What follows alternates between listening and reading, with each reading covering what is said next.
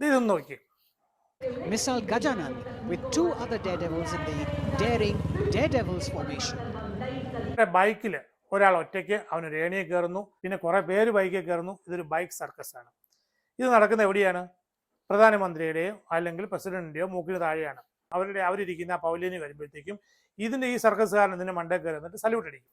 Of his 10.5 feet ladder. Precision to the. ഇതിന്റെ ആവശ്യം എന്താണ്? ഈ പരേഡിന്റെ ഇടയ്ക്ക് എങ്ങനെ ആൾക്കാരെ മോട്ടിവേറ്റ് ചെയ്യാനാണ് ഉദ്ദേശിക്കുന്നത്? കുറേ ആയുധങ്ങൾ ഡിസ്പ്ലേ ചെയ്യുന്നു, അതല്ലെങ്കിൽ പട്ടാൾക്കാർ പരേഡ് നടത്തുന്നു, ആ ഒന്ന് ചേർന്നുള്ള ആ ഒരു മൂവ്മെന്റ്, ഇതൊക്കെ കാണാൻ ഒരു ഭംഗിയുള്ള കാര്യങ്ങളാണ്.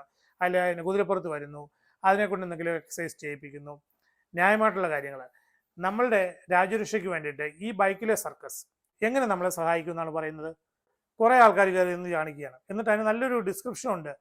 അവർ ബ്രേവ് ആണ്, അവർക്ക് നല്ല ടാലൻ്റ് ഉണ്ട്, കഴിവുണ്ട്, പിരമിഡ് ഫോർമേഷൻ, ലോട്ടസ് ഫോർമേഷൻ, ഇങ്ങനെ ഓരോ ഫോർമേഷൻ അതിന് പേര് വിട്ടിട്ട് Daredevils on one motorcycle, which again is a state-of-the-art formation.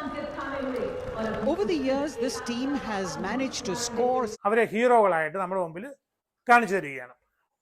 ഞാൻ പറയുന്നു ഇത് സർക്കസ് ആണ്. കാരണം പണ്ടൊക്കെ നാഷണൽ സർക്കസ് എന്ന്, ഇന്ത്യൻ സർക്കസ് എന്നൊക്കെ പറഞ്ഞുകൊണ്ട് സർക്കസുകാർ വരും ടെൻറ്റും അടിച്ചിട്ട്. അന്നൊക്കെ ചെറുപ്പത്തിലൊക്കെ പോയിട്ട് ഈ സർക്കസ് കണ്ടിട്ടുണ്ട്. അപ്പോൾ അവർ ഇതുപോലത്തെ പരിപാടി കാണിക്കുന്ന കണ്ടിട്ടുണ്ട്. അവരൊക്കെ എന്ന് പറഞ്ഞാൽ ജീവിക്കാൻ വേണ്ടിയിട്ട് ഓരോ മാർഗം, അല്ലെങ്കിൽ അതൊരു ബിസിനസ്സാണ്.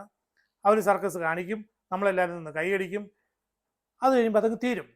ചില പിള്ളേരൊക്കെ അത് കഴിഞ്ഞിട്ട് വന്നിട്ട് സർക്കസുകാർ കാണിക്കുന്ന പോലെ കൈ വിട്ടിട്ട് സൈക്കിളിൽ ഓട്ടും, അല്ലെ സൈക്കിളിൽ ചവിട്ടിയിട്ട് അതിൻ്റെ മുകളിൽ കയറി നിൽക്കും. അങ്ങനെ ചില അഭ്യാസങ്ങളൊക്കെ കാണിക്കും, ഉരുണ്ട് വീഴും, ചിലരുടെയൊക്കെ കൈയും കാലും ഓടിയും. അപ്പോൾ അവന്മാർക്ക് സമാധാനമാവും. ഇൻഡിപെൻഡൻസ് ഡേ പരേഡിൽ നിന്ന് ഈ സർക്കസിൻ്റെ ആവശ്യം എന്താണെന്ന് എനിക്കൊട്ടും മനസ്സിലാവുന്നില്ല. നമ്മളൊക്കെ സ്കൂളിൽ പഠിച്ച കാലം തൊട്ട്, അല്ലെങ്കിൽ നമ്മളൊരു ഡ്രൈവിംഗ് ലൈസൻസ് എടുക്കാൻ പോകുമ്പോൾ തൊട്ട് പഠിക്കുന്നൊരു കാര്യമുണ്ട്. എന്താണ്?